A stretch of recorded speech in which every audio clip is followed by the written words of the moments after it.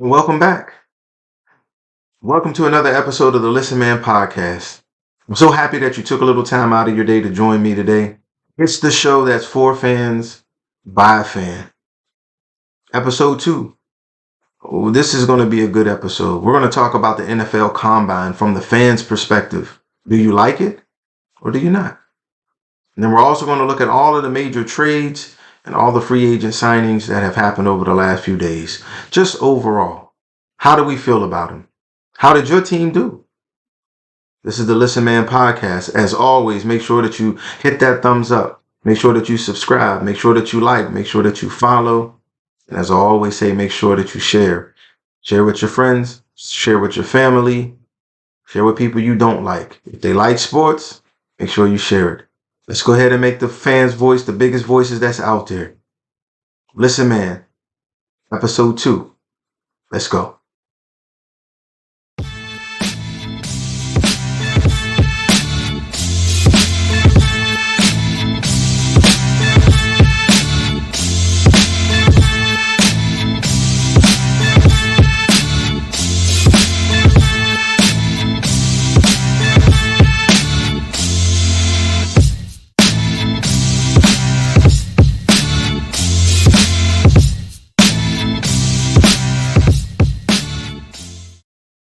Welcome back.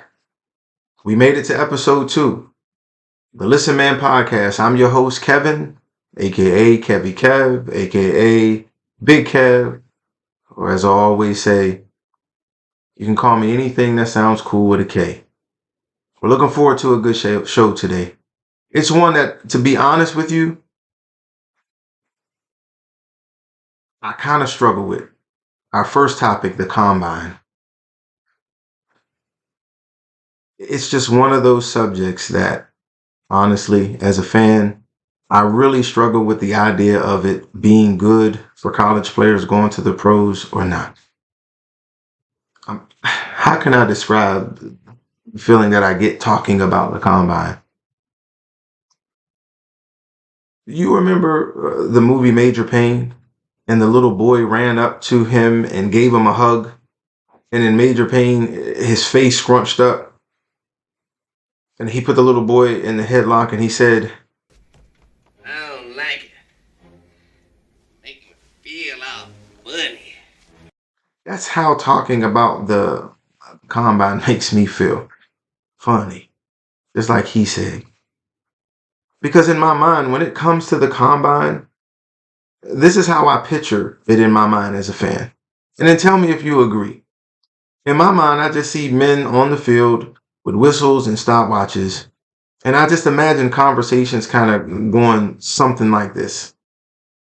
Hey, Johnny, call number 207 over here. Hey, 207, let me see your quads. How big are your hands? Let's see how big they are. Oh, they big. Hey, Johnny, let's see how high he can jump. Hey, 207. Can you go over there and jump straight up and down one time for me? Oh, he jumps high. Johnny, make sure you add about another foot to that fence, please. He jumps real high. Hey, 207, can you do me a favor? Come here. How fast do you think you are? Do me a favor. Go right over there on that track there and just run as fast as you can. But make sure you come back. That's how I picture the Combine. It's just tough for me to see them just talk about guys' legs and their physique. Like, what does that have to do with college players who have 3 or 4 years of tape? What does that have to do with it transitioning to the NFL? It literally blows my mind. Now, I understand that when the Combine started in 1982, really what it was for was a medical assessment. It was supposed to help NFL teams be able to medically clear players that they were interested in signing to their team. And as time has gone on, we know that other tests and drills have kind of been implemented that makes it seem as if this is something that benefits them for the NFL. It helps prepare them for the next level. As a fan, I struggle with it because I just don't know if I see the true evidence that the Combine actually prepares players for the NFL. For example, ratings were up this year for the first time since 2016. And the number one rating overall in all the days of the combine is the 40-yard dash. Everybody seems to love to see how fast players are. We're fascinated by it. And I really do think that it stems from our childhoods. Do you remember when you were a kid? Everybody wanted to be the fastest kid on the street, on the block, or in the neighborhood.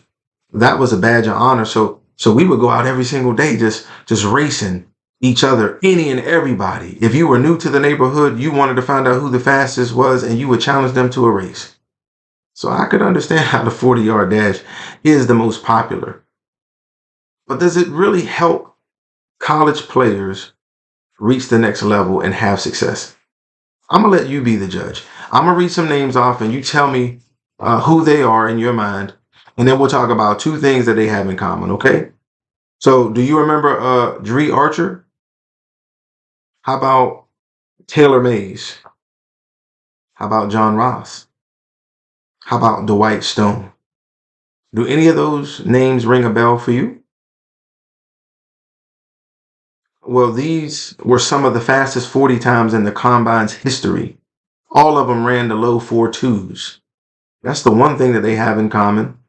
The second thing that they all had in common was that none of them had any type of long career in the NFL. In fact, most of them within their second or third year had already been traded multiple times and found themselves out of the league.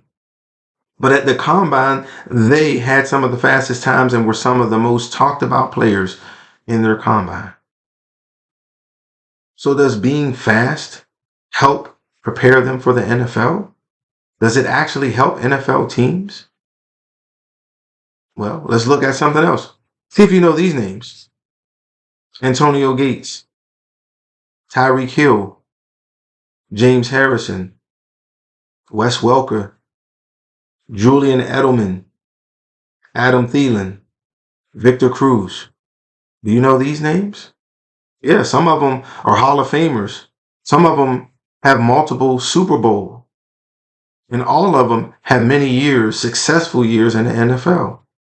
That's what they have in common. You know what else they have in common? None of them were invited to the combine. Not one of them got an invitation to the NFL combine. For some, they thought they should have been quarterbacks instead of wide receivers. Some they thought should have been wide receivers instead of quarterbacks. James Harrison they thought was too small. He wasn't tall enough. His arms weren't long enough. So they didn't get the invite. So when it comes to the combine, I just struggle as a fan to understand the relevancy of it. Now, I understand that betting now is a huge thing in the NFL. I also understand that fantasy leagues are huge. So maybe the combine has become something that the NFL pushes and networks push because so many people need that analytical data for their fantasy leagues. Others try to use it to make safe bets so that they can make money. If that's the case, then the combine might work well for those individuals. But as a fan, to see all of the hype and the resources that are put behind the combine, I just don't see where the combine has truly benefited more players than not. We can even think about that picture that floats around of Tom Brady, looking like he has his father's boxers on. And they show that picture as to say, like, the combine basically was saying that this man shouldn't even really be drafted. There was nothing spectacular that stood out about him. And what ended up happening? Right situation in the league, he becomes one of the all-time great quarterbacks. So really, when we look at the combine, it really is tough. It's hard to watch. It's hard to see men being examined the way that they are. And so for me, it's just a hard thing to determine whether or not it's a good thing and if it actually translates to the next level. Now, there's one aspect about the combine that I do like, and that's the interviews. They actually have interviews where players can sit and talk to player reps, GMs, and whatever coaches are there. And that gives them an opportunity to sit down and study film with the player. They can kind of get in their head and say, hey, what were you thinking on this play? Tell me what scheme they were in if you were a defensive player. What did you see to help you jump that route if you're a cornerback? If you're on the offense, what do you see the defense doing?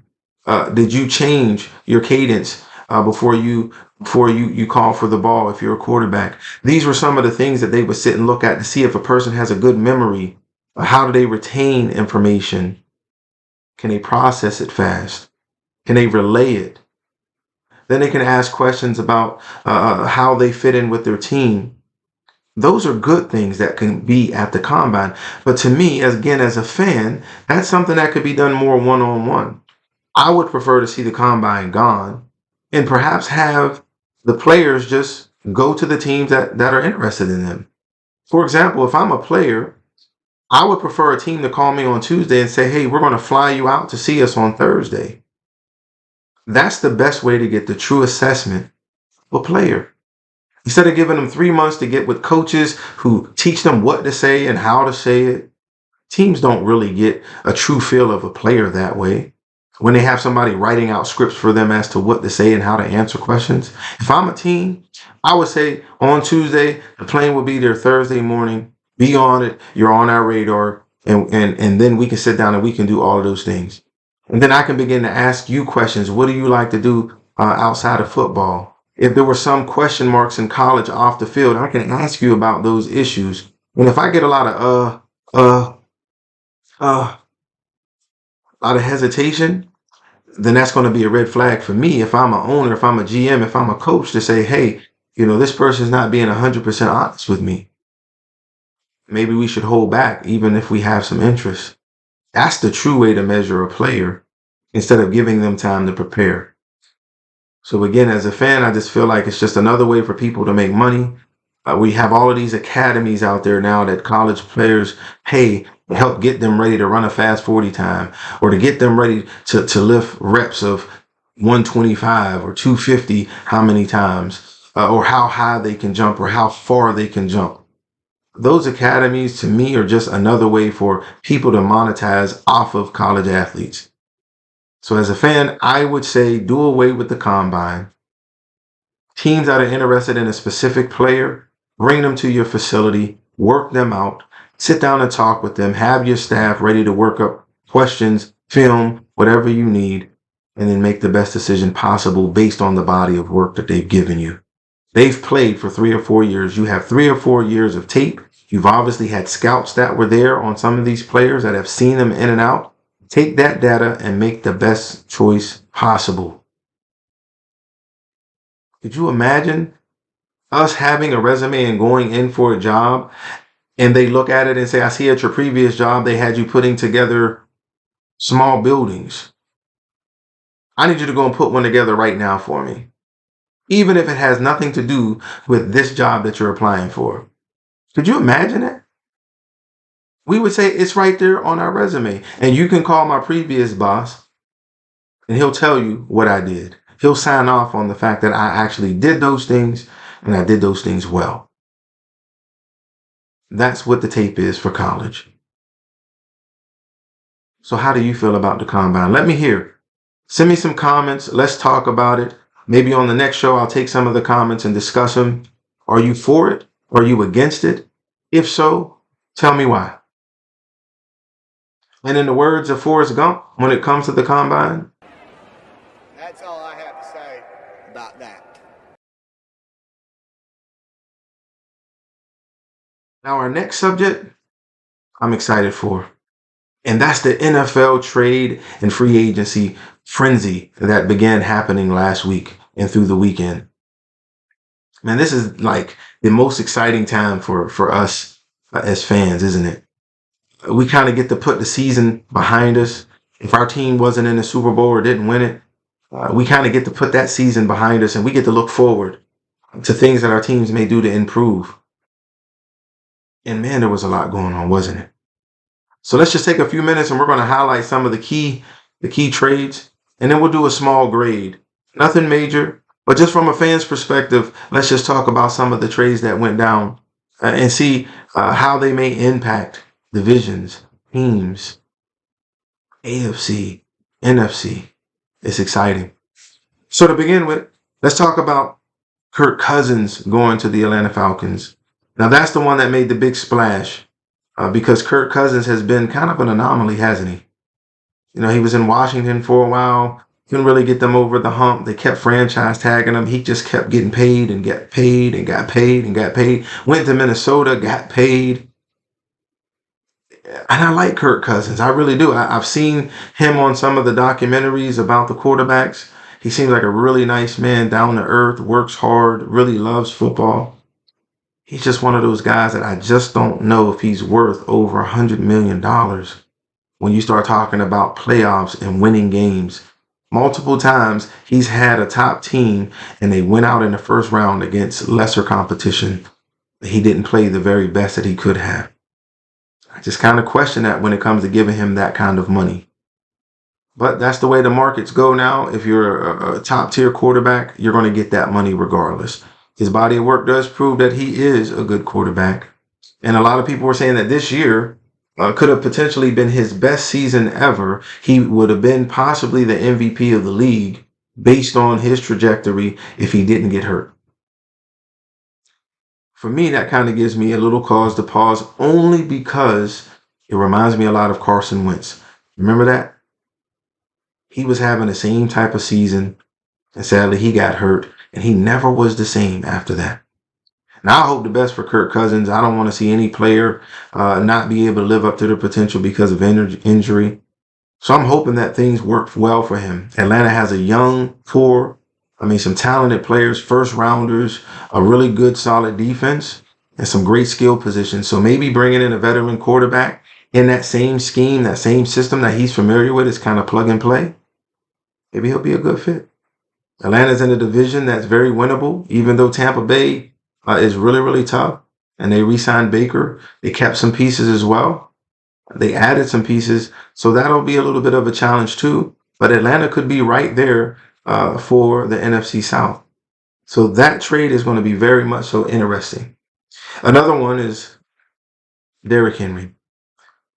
Now, I'm going to have to use some mouthwash when I have to say the Baltimore Ravens.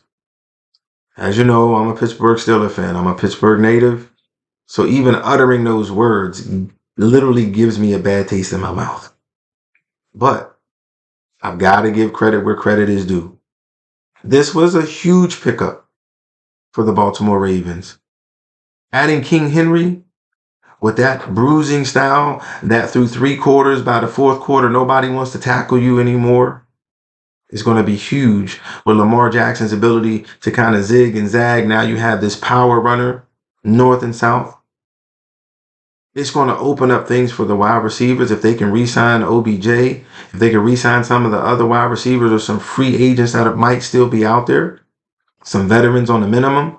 It's going to free them up because there's going to bring so many up in the box to try to stop Henry and Lamar Jackson that his tight end is going to have a field day. Those wide receivers are going to have a field day. It's just going to put more on Lamar to do all that he can to get that ball out and be more accurate. So they were number 1 in the AFC this year. Could we really see anything different next year? Possibly not. So this is a huge pickup, and I'm going to give this grade pretty much an A. An A across the board. Now, they did lose some key pieces on defense. We'll see how that affects them going forward, but Harbaugh typically does well at kind of piecing things together on that defense and keeping it really solid. So that's going to be one. The Philadelphia Eagles. Yeah.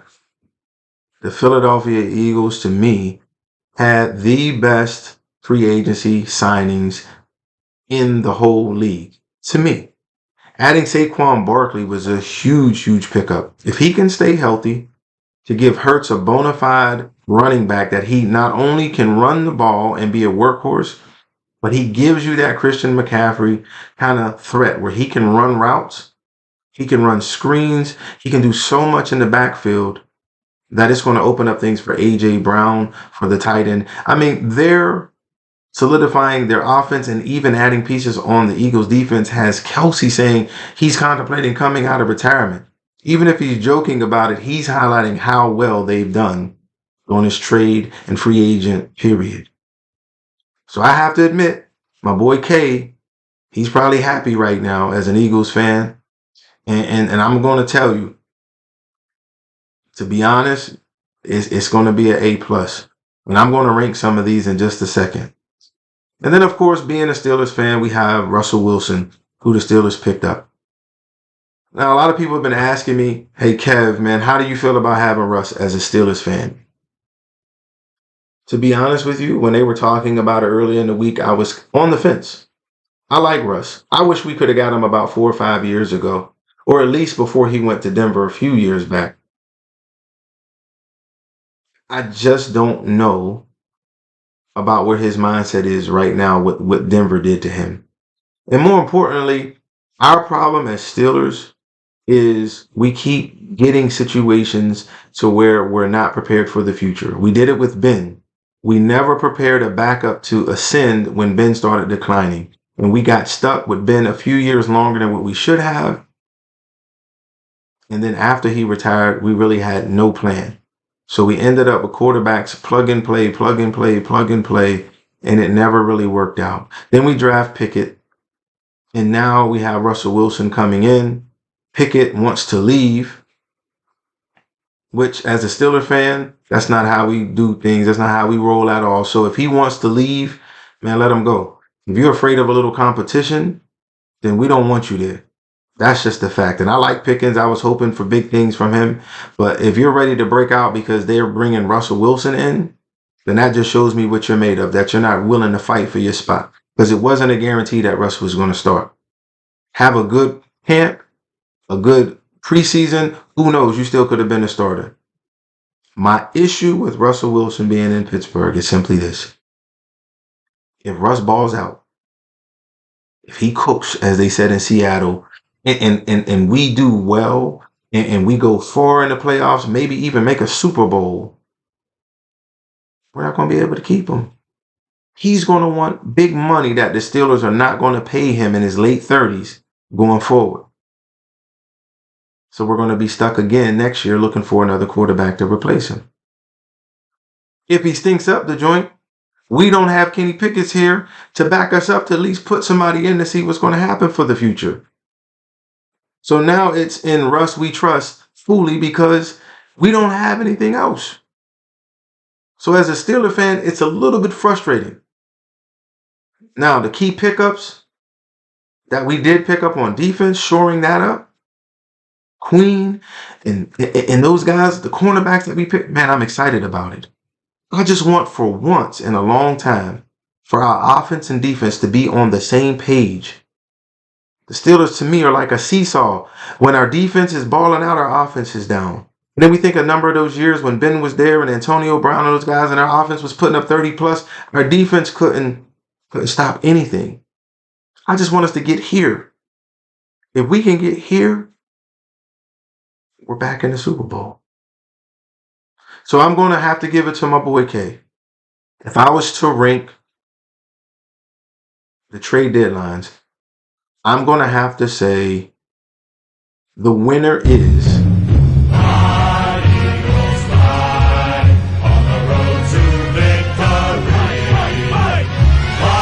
Wait. We got breaking news. Oh, hold up. Okay, my boy K. Look, listen. Yo, you're going to be mad at me. I just said your boys, y'all had the number one trade deadline free agency. Y'all got the A++. No. Breaking news. The Pittsburgh Steelers just signed who I wanted, Justin Fields.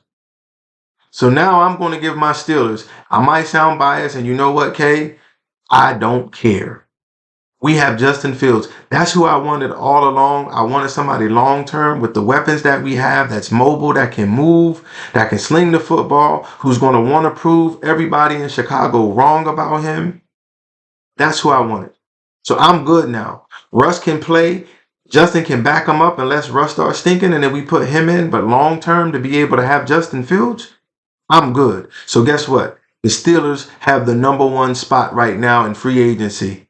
I'm sorry, Kay, but that's just what it is. Your Eagles can get the second slot. They get the A+, the Steelers A++.